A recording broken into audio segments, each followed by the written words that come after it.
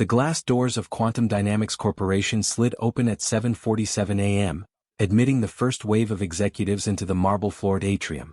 Among them strode Elena Chin, 32 years old and already a legend in Silicon Valley. Her tailored charcoal suit cost more than most people's monthly rent. The tablet in her hand displayed real-time data streams from 3 continents. She moved through the lobby like a force of nature, barely noticing the little girl sitting cross-legged near the ornamental fountain. The child couldn't have been older than 8. Dark curls pulled into uneven pigtails, scuffed sneakers, a backpack patched with duct tape. She sat surrounded by scraps of paper, a broken box of crayons scattered around her like fallen leaves. Most executives walked past without a glance. Children weren't supposed to be here during business hours, but security knew better than to disturb Thomas Reed's daughter. Thomas Reed, the night janitor, as invisible as the dirt he cleaned. Elena would have passed by too, except something caught her eye. A flash of symbols on one of the papers. She stopped mid-stride, her assistant nearly colliding with her from behind. "Miss Chin?" the assistant asked, confused. Elena ignored her. She was staring at the child's drawing. Not a drawing, a diagram. Mathematical notation. Complex, recursive patterns that shouldn't exist outside her most secure laboratory. Her pulse quickened as she crouched down, her expensive suit creasing as her knee touched the cold marble. "Sweetheart," Elena said, her voice sharp despite the endearment. "Where did you see this?" The girl looked up, eyes wide with surprise. Adults didn't usually talk to her. "See what?" Elena pointed to the paper.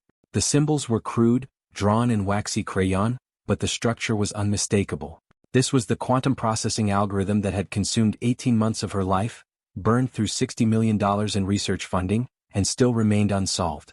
The very problem threatening to collapse her company's upcoming IPO. This formula. These patterns. Who showed them to you? The girl glanced down at her paper, then back at Elena. "Nobody showed me. My dad talks about numbers sometimes.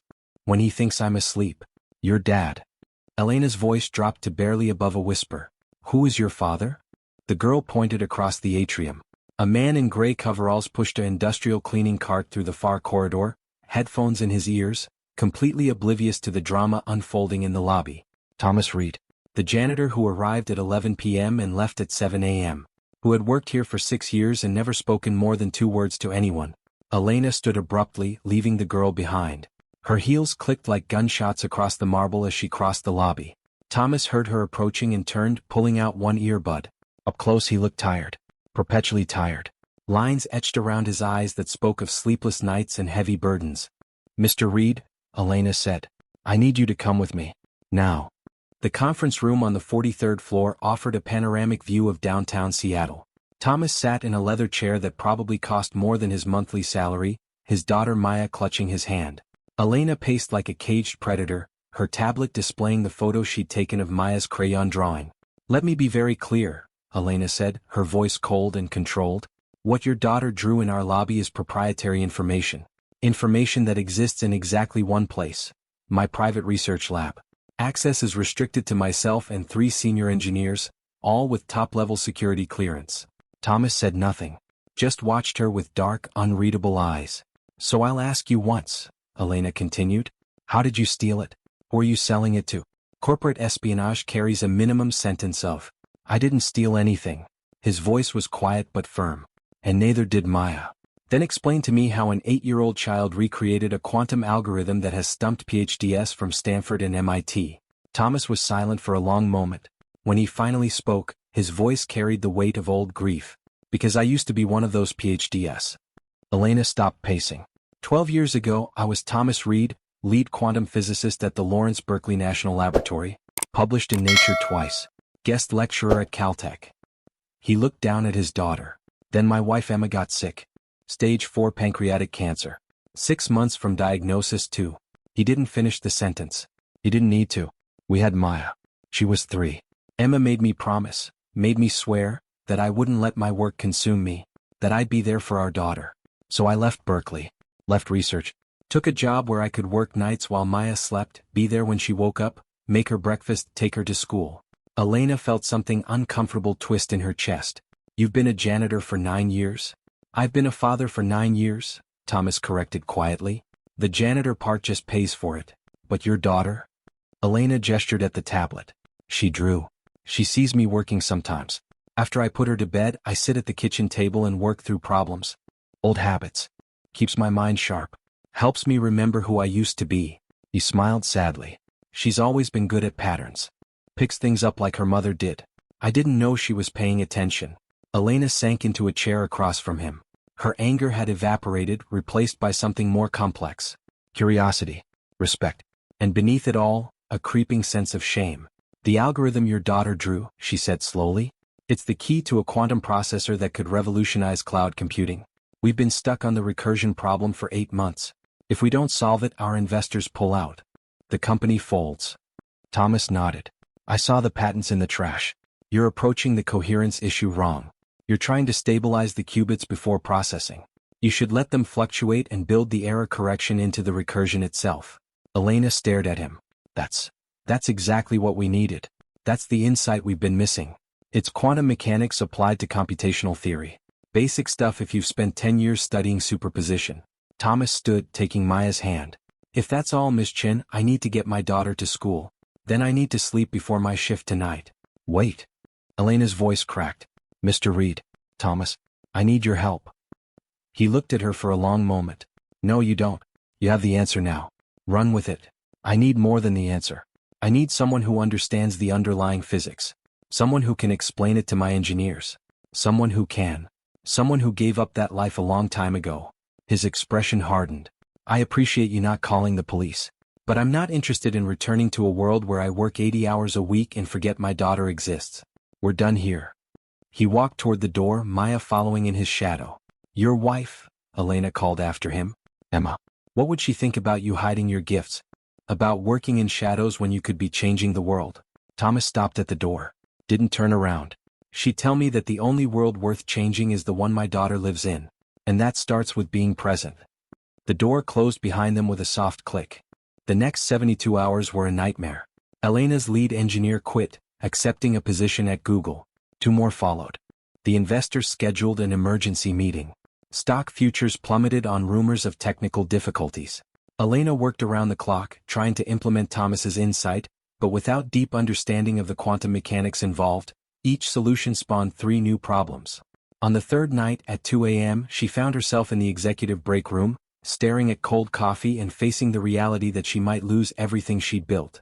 That's when she heard the quiet squeak of wheels. A cleaning cart rolling past the doorway. Thomas appeared a moment later, mop in hand. He saw her sitting there and paused. Rough night? He asked. Elena laughed bitterly. I'm about to become the youngest CEO in history to destroy a billion-dollar company. So yes. Thomas hesitated, then sat down across from her. The implementation isn't working? I don't have the foundation. I'm trying to build a skyscraper on quicksand. She looked at him desperate. I need a teacher. Not a consultant. Someone who can help me understand, not just copy formulas. Miss Chin. Elena. My name is Elena. She leaned forward. What if we made it work? What if you could help us during the day but on your terms? Bring Maya. We'll set up a space for her. You work while she's here, spend nights with her, never miss a school event. That's not how executive positions work. Then we'll rewrite the rules. Elena's eyes blazed with determination. I built this company from nothing. I can build new rules too. Please. I'm not asking you to sacrifice your daughter. I'm asking you to show her that you don't have to choose between love and purpose. Thomas was quiet for a long time. Then, 4 hours a day. Maya comes with me. She needs me, I drop everything. No meetings after 3 p.m. No weekends. No compromises. Deal. The transformation happened slowly, then all at once. Thomas began consulting 3 days a week, Maya doing homework in the corner of the lab while her father rewrote quantum theory on whiteboards. The engineers were skeptical at first. Who was this janitor telling them how to do their jobs? But skepticism turned to awe as Thomas solved problems they'd been stuck on for months. Elena found herself spending more time in the lab than in her office. Officially, she was monitoring the project. Unofficially, she was fascinated by the dynamic between father and daughter. The way Thomas would pause mid-equation to help Maya with her multiplication tables. The way Maya would point out patterns in his work with innocent observations that somehow cut to the heart of complex problems. Your daughter is brilliant, Elena told Thomas one afternoon. She gets it from her mother, Thomas replied, not looking up from his work. And from you. He smiled but said nothing. The breakthrough came 6 weeks later. Thomas had been working on the error correction protocol, Maya coloring quietly beside him, when she suddenly spoke up. "Daddy, why do the circles keep breaking?" Thomas glanced at her paper. She'd drawn interlocking loops in red and blue crayon, somehow visualizing the qubit relationships he'd been mapping. "What do you mean, sweetie? The red ones keep trying to touch the blue ones. But they're not supposed to touch. You need something in between." Thomas stared at the drawing, then at his whiteboard, then back at the drawing. "Oh my God," he whispered. "Buffer states. We need quantum buffer states between the processing layers." He started writing frantically. Elena rushed over, watching equations pour across the board. This was it, the final piece. The solution that would save everything. When they ran the simulation, the numbers aligned perfectly. The quantum processor worked. Not just worked, exceeded all projections. Elena wanted to cry. Instead, she picked Maya up and spun her around while the child giggled with delight. "You," Elena said, putting Maya down and kneeling to her level, "are a genius." Maya grinned. "Daddy says everyone's a genius at something." Elena looked up at Thomas, who was watching them with an expression she couldn't quite read. "Your daddy is very wise." The company's IPO was a stunning success. Quantum Dynamics went public at $87 a share, valuing the company at $4.2 billion. Elena became one of the youngest female billionaires in tech history. The quantum processor secured contracts with Amazon, Microsoft, and the Department of Defense. Thomas Reed's name appeared on 17 patents. The press went crazy when they discovered the Janitor genius story. Every major outlet wanted interviews. Thomas declined them all. But he did accept Elena's offer to become Chief Quantum Officer, with a contract that guaranteed his work-life balance remained sacred. What surprised everyone, including Thomas and Elena themselves, was what grew between them. It started small. Elena helping Maya with a science project. Thomas bringing Elena coffee during late-night breakthrough sessions. Shared glances across the lab. Conversations that stretched beyond work into philosophy, loss, hope, the shape of lives rebuilt from ashes. Maya noticed first because children always do. "I like Miss Chen," she told her father one night. "She's nice. And she looks at you the way Mom used to look at you in the photos." Thomas had no response to that. But a week later, when Elena stayed for dinner at their modest apartment, Kraft mac and cheese and frozen vegetables, nothing fancy, Thomas watched her laughing with his daughter and felt something he thought had died with Emma. Not replacement. Nothing could replace Emma. But possibility. The idea that loving once didn't mean you couldn't love again. Elena felt it too. The way Thomas listened when she talked about her impossible standards and her absent father. The way he saw beyond the CEO to the woman who'd built armor so thick she'd forgotten she was human underneath. They took it slow. Dates that included Maya, museums, parks, ice cream shops. Building trust and family simultaneously, no separation between the two. Maya bloomed with the attention, and Thomas found himself smiling more than he had in years. When Elena finally met Thomas's parents, his mother pulled her aside. "He stopped living when Emma died," she said quietly. "He existed for Maya, but he stopped living. You brought him back. Thank you." Elena didn't know what to say to that. What do you say when you're thanked for finding your own salvation? 2 years later, at Maya's 10th birthday party, Elena gave a toast. "When I first met Maya," she said, standing in Thomas's small backyard surrounded by friends and family, "she was drawing formulas in crayon in our lobby. And I was furious. I thought someone had stolen from me. Violated my company's secrets." Maya grinned from her seat at the head of the table. "What I didn't understand," Elena continued, "was that the real theft had happened years before. When the world took a brilliant physicist and turned him invisible. When we decided that genius only counted if it wore the right clothes and worked in the right places." Thomas shook his head, embarrassed, but Elena pressed on. "Thomas taught me that intelligence without wisdom is just noise. That success without love is just expensive loneliness. And that sometimes the most important discoveries happen when you're not looking for them at all." She raised her glass. "To Maya, who sees patterns the rest of us miss. And to her father, who taught me that the best algorithms are the ones that solve for happiness instead of just efficiency." To Maya, everyone cheered. Later, after the guests had left and Maya had fallen asleep on the couch, Thomas and Elena sat on the back porch. The city lights sparkled in the distance. Elena's head rested on Thomas's shoulder. "I have something to tell you," Elena said quietly. "What's that?" "I've been thinking about my role at Quantum Dynamics. Marcus is ready to take over as CEO. He's earned it. And I'm tired of running an empire." Thomas turned to look at her. "What do you want to do instead?" "I want to teach. There's a program at the University of Washington for underprivileged kids interested in STEM. Kids whose brilliance gets overlooked because they're wearing the wrong clothes or living in the wrong neighborhoods. She smiled. I want to find the next Maya. The next you. Thomas kissed her forehead. Emma would have loved you. I wish I could have known her. You do know her. She's in every choice I made that led me to you. Every sacrifice that taught me what matters. Every moment with Maya that reminded me what love looks like.